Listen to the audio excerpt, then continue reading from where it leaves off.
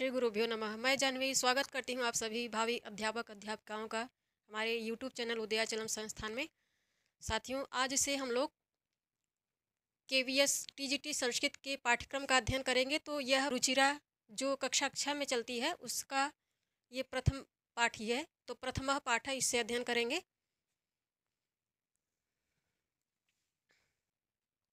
जैसे पुस्तक में लिखा है, आप लोगों के पास पुस्तक होगी तो भी अच्छा है, पुस्तक ना हो तो भी बताइएगा। चैनल पे इसका पीडीएफ आप लोगों को मिल जाएगा। वैसे आप लोग इंटरनेट से भी सर्च करके केवीएस का जो पाठ्यक्रम है एनसीईआरटी का संस्कृत का, वो सारा इंटरनेट पे उपलब्ध है। आप लोग वहाँ से भी डाउनलोड कर सकते हैं यदि पुस्तक नहीं खरीद पाए हैं तो। यहाँ पे चित्र दे के पुस्तक में दिया गया है कि तो वैसे बोर्ड पे लिखेंगे और इसका अर्थ सहित आपको भावार्थ समझाएंगे। फिर इस पे जो अभ्यास है पुस्तक में वो भी हम लोग अध्ययन करेंगे। अभ्यास जैसे पुस्तक में दिया है वैसे ही हम यहाँ पे लिख के समझाएंगे, एक एक चीज़ आपको समझाएंगे, एकदम इनिशिएट समझाएंगे। तो ये कक्षा 6 का प्रथम ही पाठ है। यहाँ से ये लिटरेचर अभी है, तो कक्षा 6, 7, 8, उसके पश्चात 9वीं 10वीं में जो लिटरेचर है शेमोशी और व्याकरण विधि जो किताब है, तो उन दोनों को ही हम लोग 9 और 10 में पैरेलल चलेंगे, पैरेलल उनका अध्ययन करेंगे। अभी ये पुस्तक के अनुसार पढ़ेंगे। कक्षा 6 और 7, 8 इनको ऐसे ही पढ़ेंगे क्योंकि इनमें एक ही पुस्तक है और प्रत्येक में 15-15 चैप्टर हैं, तो चैप्टर वाइज हम लोग अध्ययन करेंगे। तो साथियों, यहाँ पर केवीएस टीजीटी संस्कृत का आप लोगों को समग्र अध्ययन कराया जाएगा, 100% तैयारी करवाई जाएगी, नोट्स दिया जाएगा। ऐसे ही नोट्स हम देंगे, आप लोग उसको नोट डाउन भी करते जाइए कॉपी लेके, और 100% तैयारी आप लोगों की करवाई जाएगी। इसलिए चैनल से जुड़िए, उदयाचलम संस्थान इस यूट्यूब चैनल को सब्सक्राइब करके इससे जुड़िए। अभी ये क्लासेस एकदम फ्री हैं, कोई चार्ज नहीं लिया जाएगा आप लोगों से, और फुल तैयारी करवाई जाएगी आप लोगों की, और बेहद ही रुचिकर और सरल करके हम लोग आप लोगों को पढ़ाने की कोशिश करेंगे ताकि बोधगम्य हो, आप लोगों को कठिनाई न हो। तो आइए अब अध्ययन कर लेते हैं। इस कक्षा 6 में जो रुचिरा नाम की पुस्तक है, इसका प्रारंभ ही होता है शब्द परिचय। शब्द परिचय ये प्रथम ही पाठ है। तो यहाँ पे पहले परिचय करवाया गया है शब्दों का, कि कैसे पूछा जाता है, कैसे कन्वर्सेशन संस्कृत में प्रारंभ किया जाता है, शुरू कैसे किया जाता है, उसी की के स्तर से यहाँ पे क्वेश्चन दिए गए हैं। तो जैसे एषः, यह सर्वनाम है, इसका जो मूल, इस शब्द का जो मूल प्रातिपदिक है वह दकारांत है। एतद इसका मूल रूप बनता है, तो इसको दकारांत कहते हैं। और ये जो कह इसके साथ आ रहा है, दोनों ही सर्वनाम आ रहे हैं। ये भी सर्वनाम है, ये भी सर्वनाम के अंतर्गत है, किंतु इसका जो कह का जो मूल प्रातिपदिक है वह किम करके बनता है, तो इसको मकारांत कहते हैं। ये मकारांत सर्वनाम के अंतर्गत है, ये दकारांत सर्वनाम के अंतर्गत है। इसका जो मूल प्रातिपदिक है एतद बनता है, इसका किम बनता है। तो यह एषः जो है यह सर्वनाम है और पुल्लिंग में बन रहा है, और ये उसी के अनुसार ये ककार भी, ये कह जो आ रहा है यह भी पुल्लिंग में बन रहा है। पुल्लिंग एक वचन में ये भी है, पुल्लिंग एक वचन में यह भी है। और जो एषः यह सर्वनाम है, यह पास के लिए आया करता है। एषः, एषः पास में कोई व्यक्ति वस्तु, यहाँ सर्वनाम है, किसी व्यक्ति के लिए आया है। कोई भी व्यक्ति वस्तु स्थान जो आपके एकदम निकट में हो, एकदम पास में हो, और आप उसको स्पर्श कर सके, तब एषः का प्रयोग होता है। और जब थोड़ा सा दूरी पे हो, आप उसको स्पर्श न कर सकें, तब कहा जाता है कि अयम। अयम पुल्लिंग में अयम बोलेंगे, स्त्रीलिंग में इयम बोलेंगे, और नपुंसक लिंग में उसी को इदम बोलेंगे। अर्थात जब आप कोई चीज़ आपके पास तो है, कोई व्यक्ति आपके पास तो है, किंतु आप उसको स्पर्श नहीं कर सकते हैं, ऐसे हाथ बढ़ा के स्पर्श नहीं कर पाते हैं। और जब कोई व्यक्ति या कोई वस्तु या कोई ऐसा स्थान जो आपके पास है, आप उसको हाथ बढ़ा के स्पर्श कर सकते हैं, आपके हाथ की सीमा क्षेत्र में ही है, तब उसको एषः पुल्लिंग में, स्त्रीलिंग में उसी को एषा कह देंगे। एक वचन में, ये एक वचन में आ रहा है, तो यही जब स्त्रीलिंग में इसको बोल देंगे तो इसकी जगह एषा हो जाएगा। इसी को जब नपुंसक लिंग में बोलेंगे तो एतत् हो जाएगा। तो ये इसकी स्थिति है, ये समझना चाहिए हम लोगों को। एषः पास के लिए आता है, जो ऐसे इतने पास हो कि उसको हम लोग छू सके, और जो इतनी दूरी पे हो कि हम उसको स्पर्श न कर सके, उसके लिए अयम, इयम या फिर इदम का प्रयोग होता है। तो सर्वनाम के संदर्भ में ये आप लोग समझिए। इसको पढ़ लेते हैं। ये एक वचन में है, यह भी एक वचन में है उसी के अनुसार। तो एषः कः, यहाँ पे पूछा जा रहा है कि यह कौन है। एषः कः, एषः का यहाँ पे, या फिर यह भी कह सकते हैं कि यह क्या है, क्या भी कह सकते हैं, क्योंकि यहाँ पे चषक है, चषक है और यह पुल्लिंग में है। संस्कृत की अपनी प्रकृति होती है, यहाँ आप लिंग का पता आसानी से नहीं लगा सकते हैं कि कौन लिंग, कौन सी ऐसी चीज़ है, कौन सी ऐसे व्यक्ति व स्थान जिसको एक किस लिंग में रखेंगे। तो लिंग का निर्धारण बेहद ही टिपिकल है संस्कृत भाषा में, इस शास्त्र में। जब तक समग्र साहित्य का अध्ययन न किया जाए, अन्य शास्त्रों का अध्ययन न किया जाए, तब तक लिंग का समग्र ज्ञान नहीं होता। एक कोई पुस्तक पढ़ के आप लिंग का ज्ञान नहीं कर सकते हैं। अब यहाँ पे चषक है तो इसका अर्थ है कि गिलास। अब ये निर्जीव है, फिर भी देखिए यहाँ पे पुल्लिंग में आ रहा है, तो यह सजीव नहीं है, पुल्लिंग में है, फिर इसलिए इसको कौन न कहेंगे, क्योंकि इसमें प्राण नहीं है, तो इसके लिए क्या का प्रयोग करेंगे। यही यदि इंग्लिश भाषा में होता तो इसके लिए सीधे सीधे इट का प्रयोग हो जाता, क्योंकि वो निर्जीव है। तो यही भेद है संस्कृत और हिंदी में। तो एषः कः, इस कहेंगे कि यह क्या है। तो एषः चषकः, यह ग्लास है। एषः कः, यह क्या है। एषः चषकः, यह ग्लास है। किम एषः बृहत्, यह पूछा जा रहा है कि क्या यह बड़ा है। किम, यहाँ पे सवाल किया जा रहा है। किम माने क्या, क्या यह बृहत् बड़ा है। न, तब इसका न का अर्थ है नहीं, नहीं। एषः लघु, नहीं यह छोटा है, अर्थात बड़ा नहीं है। इसका अर्थ भी ऐसे लिख दे रहे हैं, आप लोग लिख लीजिए। यह क्या है, इसको बोलेंगे तो कहेंगे यह ग्लास है। हिंदी में इसको ग्लास कहेंगे। अब क्या यह बड़ा है।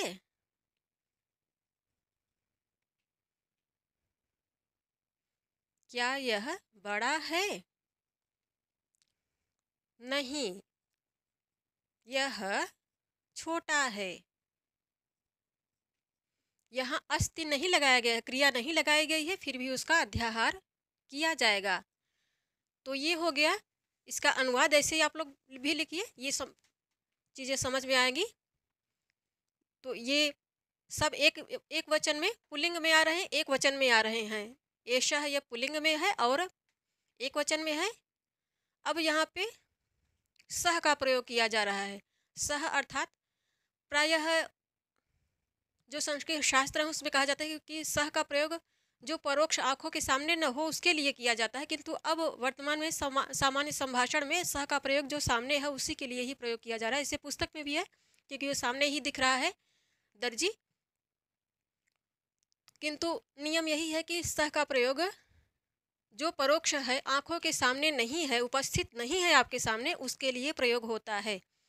तो ये इसका जो मूल प्रातिपदिक है वह भी तद है। सह है तो इसका प्रातिपदिक, ये सह पुल्लिंग एक वचन में है, इसका जो प्रातिपदिक है वह तद है।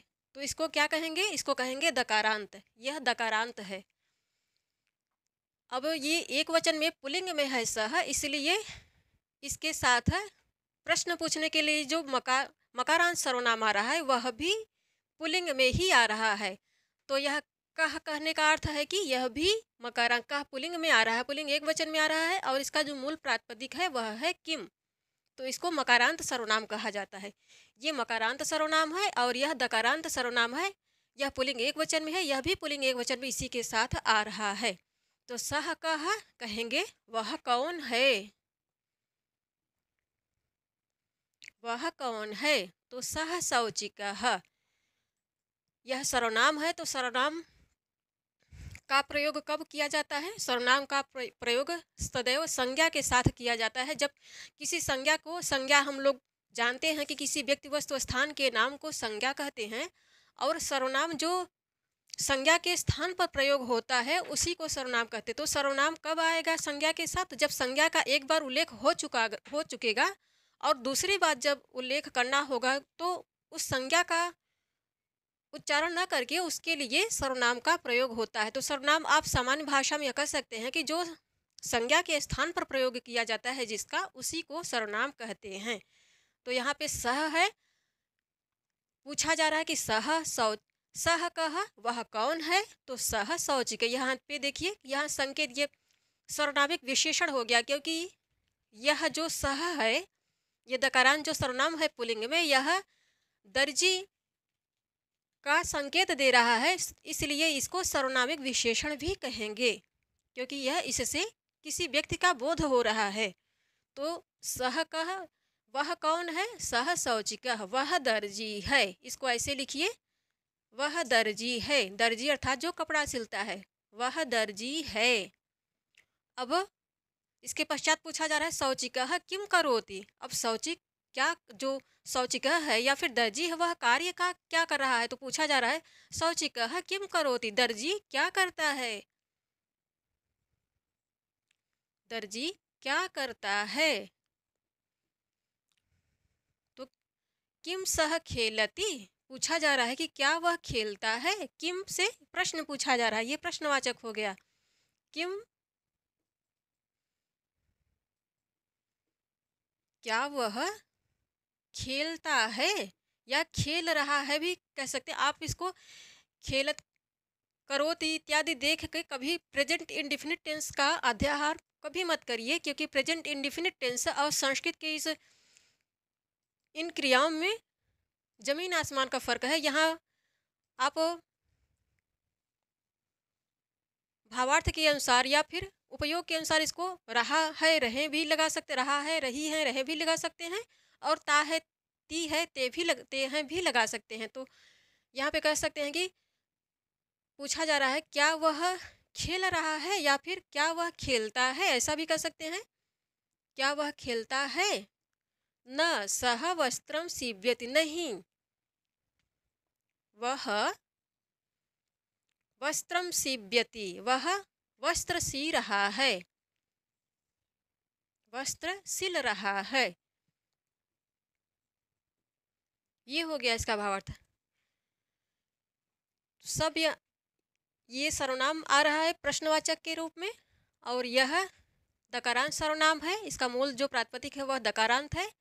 एक वचन में पुल्लिंग में दकारांत में ये सर्वनाम है, और यह क्रिया एक वचन में अन्य पुरुष में एक वचन में है, क्योंकि ये जो इसके साथ जो कर्ता आ रहा है वह अन्य पुरुष में है।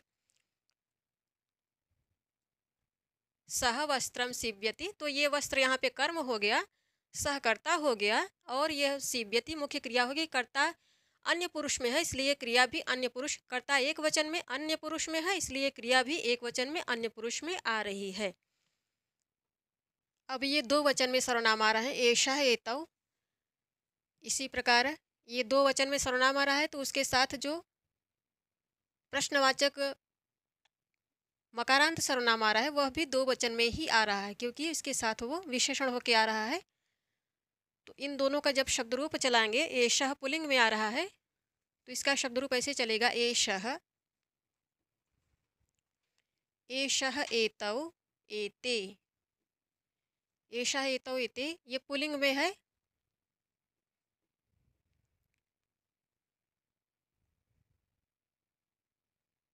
इसको आप लोग भी ऐसे लिख लीजिए, एषः एतौ एते, एतम एतौ एतान एतेन एतेन एताभ्याम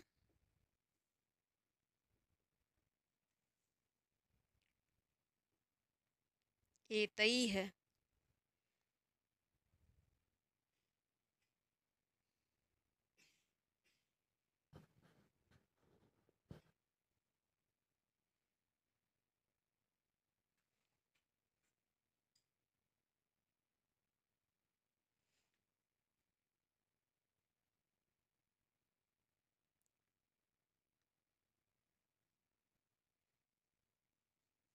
एतस्मै एताभ्याम एतेभ्यः एतस्मात् एताभ्याम एतेभ्यः एतस्य एतयोः एतेषाम्, एतस्मिन्, एतयोः, एतेषु।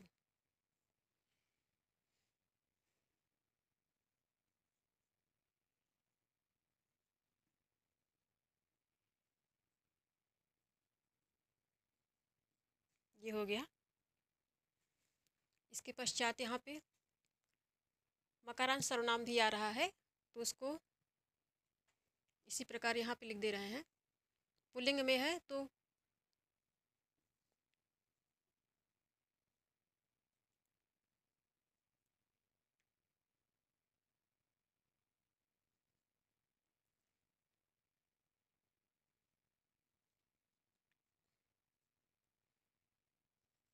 कह, कौ, के, कह कौ के,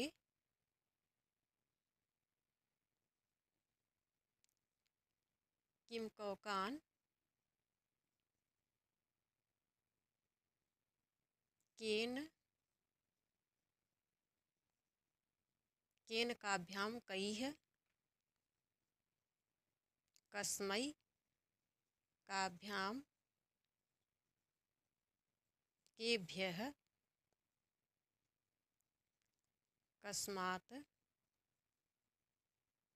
काभ्याम, केभ्यः, फिर कस्य, कयोः, केषां, फिर कस्मिन्,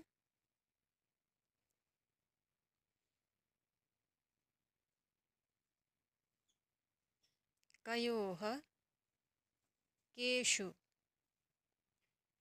ये हो गया ये प्रथमा। ये द्वितीया में, तृतीया, चतुर्थी, पंचमी, षष्ठी और ये सप्तमी। इस प्रकार ये शब्द रूप हो गया। ये प्रथम पुरुष हो गया,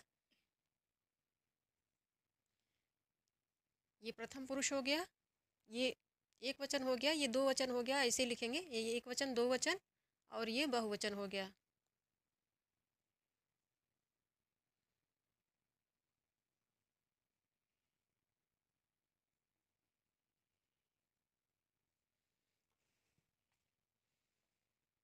ये मुख्य मुख्य आ रहे हैं इसलिए लिख दिया। तो अब यहाँ पे दो वचन में आ रहा है एष। यहाँ पे इस प्रकार एषः, ये तो ये एक वचन में, ये दो वचन में, ये बहुवचन में। इसी प्रकार क्रियाओं में यहाँ पे गर्जती है, यहाँ स्तः आ रहा है तो स्तः इसको भी ऐसे समझेंगे। यहाँ अस धातु है, गर्जति गर्जतः, यहाँ भी स्तः आ रहा है तो क्रिया दो वचन में आ रही है। क्रिया में पुरुष और वचन होते हैं। संस्कृत में तीन पुरुष होते हैं,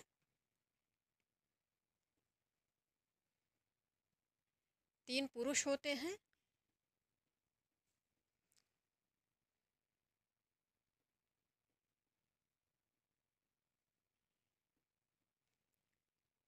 तीन पुरुष होते हैं, तीन वचन होते हैं।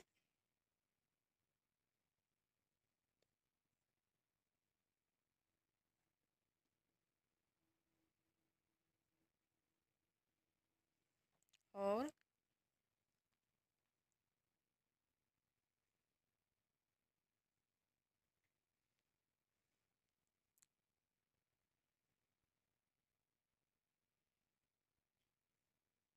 तीन पुरुष होते हैं संस्कृत में, तीन वचन होते हैं और तीन लिंग होते हैं।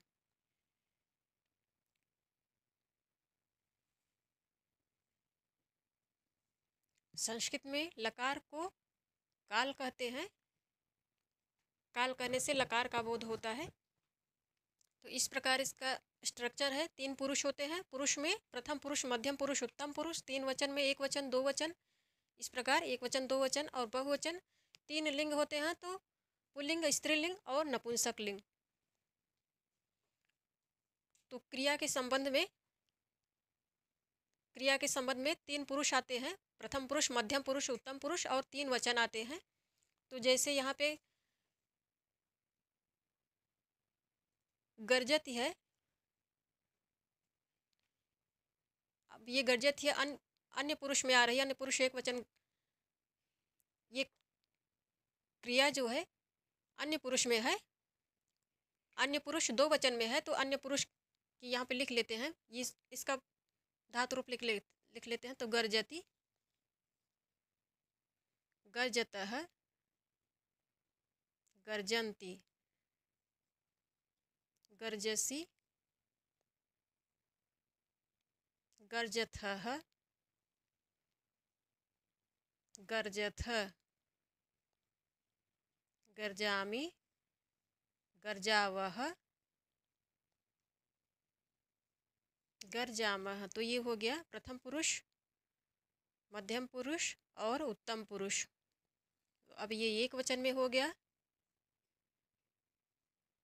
ये द्विवचन में हो गया और ये बहुवचन में हो गया।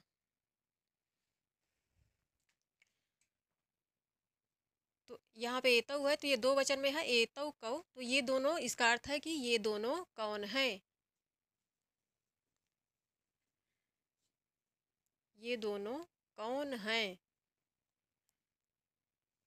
अब एतौ शुनकौ स्तः, तो यहाँ दो वचन में आ रहा है, तो कहेंगे कि ये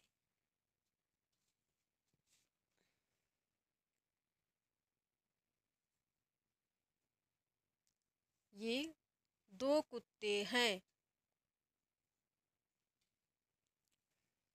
अब फिर पूछा जा रहा है किम एतौ गर्जतः, क्या ये गरज रहे हैं। तो कुत्ते गरजते नहीं हैं, इसीलिए कहा जा रहा है कि क्या ये दोनों गरज रहे हैं। तो अब इसका उत्तर दिया जाएगा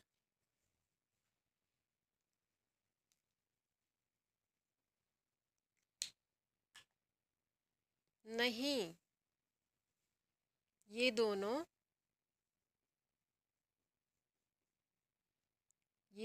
जोर से, ऊंचाई है तो कहेंगे जोर से भौंक रहे हैं।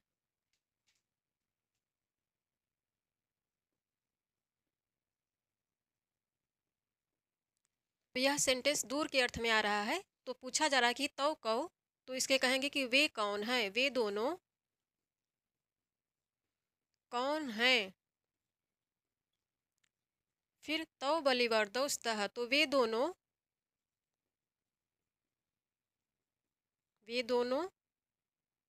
बैल हैं।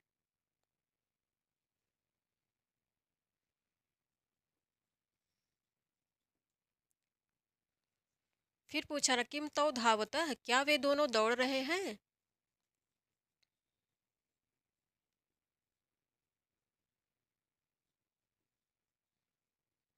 तो कहा जा रहा है न तौ क्षेत्रम कर्षतः, नहीं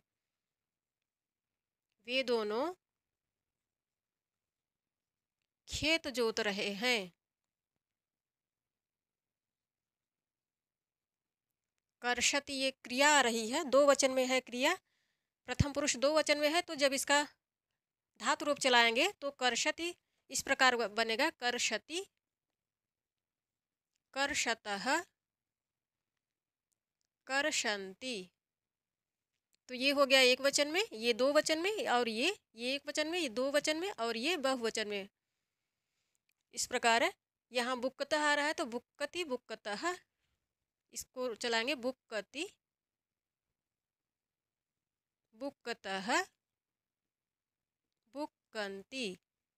इस प्रकार तो ये एक वचन में हो गया, ये दो वचन में, और ये बहुवचन में हो गया। इसी प्रकार गर्जति, गर्जतः, गर्जन्ति, इन सबको समझना है, क्योंकि ये सब प्रथम पुरुष में आ रही हैं क्रियाएं। तो प्रथम पुरुष के अनुसार प्रथम पुरुष दो वचन में आ रहे कि यहाँ दो वचन में है, सर्वनाम भी दो वचन में है, और जो कर्ता आ रहा है वह भी दो वचन में है। तो कर्ता के लिए ही जो सर्वनाम आ रहा है वह सर्वनामिक विशेषण होके आ रहा है, इसलिए वो दो वचन में ही आ रहा है।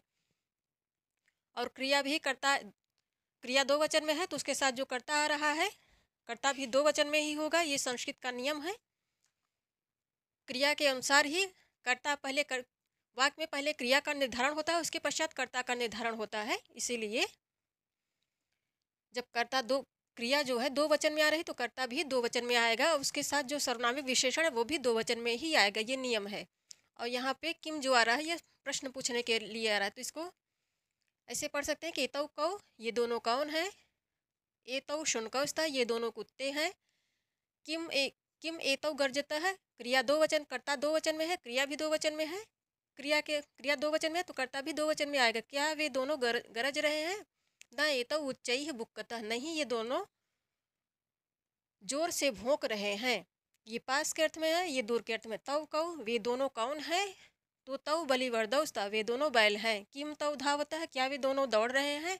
न तौ क्षेत्रम कर्षत, नहीं वे दोनों खेत जोत रहे हैं। इस प्रकार एषः एतौ एते, तो एषः का हम लोगों ने एक वचन में पढ़ा, एतौ दो वचन में पढ़ा। अब एते का प्रयोग आ रहा है और इसके पश्चात दकारांश सर्वनाम में कह का पढ़ा प्रयोग हम लोगों ने, कह कौ का पढ़ लिया। अब यहाँ पे के का प्रयोग आ रहा है, के। इस प्रकार यहाँ है के, यहाँ है एते। और क्रिया जो है यहाँ पे गायंती, तो तीन क्रियाएं आ रही, इनको लिख दे रहे हैं। अस्ति, अस धातु है, ये जो मूल धातु है अस धातु है ये। तो इसका जो प्रथम पुरुष में इसका धातु रूप इस प्रकार चलेगा, अस्ति स्तः सन्ति। ये प्रथम पुरुष हो गया। प्रथम पुरुष एक वचन, दो वचन और यहाँ पे बहुवचन कहेंगे। अस्ति स्तः सन्ति। अब दो और क्रियाएं आ रही हैं, गायति, गायति, गायतः, गायन्ति। गय धातु है, ये भी प्रथम पुरुष में आ रही है। ये एक वचन में हो गया, ये दो वचन में और ये बहुवचन में। अब हस धातु आ रही, तो कहेंगे ये गय धातु है। अब ये हस धातु है, हसति, हसतः, हसन्ति। प्रथम पुरुष में, ये प्रथम पुरुष में हो गया, ये एक वचन में, ये दो वचन में और ये बहुवचन में। तो इसका जब अर्थ लगेंगे, यहाँ पूछा जा रहा है कि एते के, ये सब कौन हैं। ये पास के अर्थ में है, दूर के अर्थ में है। ये सब कौन हैं, या फिर ये कौन है, ये भी कह सकते हैं आप। ये सब कौन हैं। तो एते स्यूताः सन्ति, यहाँ पे कौन है जब व्यक्ति का बोध होगा, या फिर आप इसे क्या भी कह सकते हैं। कौन है या फिर क्या है। इस प्रकार कोई व्यक्ति रहेगा तो आप उसको कौन कहेंगे, वस्तु है तो आप उसको क्या कहेंगे। इस प्रकार तो एते स्यूताः सन्ति, ये थैले हैं।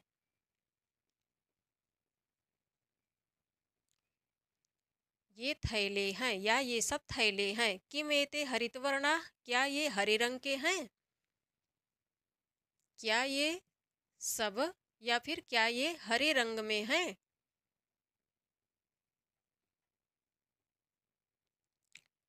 नहीं, यहाँ कहा जा रहा है कि नहीं, ये सब नीले रंग में हैं, या फिर नीले रंग के हैं। आप यह भी कह सकते हैं, नीले रंग के में हैं। नीले रंग में हैं या फिर नीले रंग के हैं, यह भी कह सकते हैं। अब फिर पूछा जा रहा है ते के, वे कौन हैं। तो ते वृद्धाः सन्ति, वे बूढ़े लोग हैं। फिर पूछा जा रहा है कि किम ते गायन्ति, क्या वे गा रहे हैं। तो कहा जा रहा है कि नहीं, ते हसन्ति, नहीं वे सब हंस रहे हैं। इस प्रकार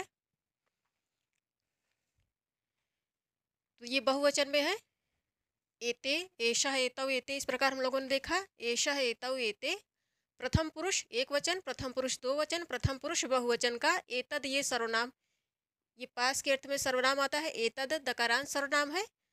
तो प्रथम पुरुष एक वचन, प्रथम पुरुष दो वचन, प्रथम पुरुष बहुवचन में प्रयोग हम लोगों ने देखा। और इसके पश्चात मकारांत जो सर्वनाम आ रहा है किम, इसका भी इसी ऐशा के साथ है, इस दकारांत सर्वनाम के साथ इस मकारांत सर्वनाम को भी हम लोगों ने प्रथम पुरुष एक वचन, दो वचन और बहुवचन में यहाँ पे देखा। क्रिया भी प्रथम पुरुष एक वचन, दो वचन और बहुवचन में ये तीनों ही आ रहे हैं, अर्थात क्रिया प्रथम पुरुष एक वचन, दो वचन, बहुवचन में, सर्वनाम भी प्रथम पुरुष प्रथमा विभक्ति एक वचन, दो वचन और बहुवचन में आ रहे हैं। क्रिया जो है प्रथम पुरुष एक वचन, दो वचन, बहुवचन में आ रही है। और सर्वनाम जो ये आ रहे हैं प्रथमा विभक्ति एक वचन, दो वचन और बहुवचन में आ रहे हैं। ये दकारांत सर्वनाम भी और मकारांत सर्वनाम भी। तो ये हो गया इसका प्रयोग, शब्द प्रयोग। अब हम लोग इसका जो अभ्यास आ रहा है उसे पढ़ेंगे। धन्यवाद साथियों आप सभी का।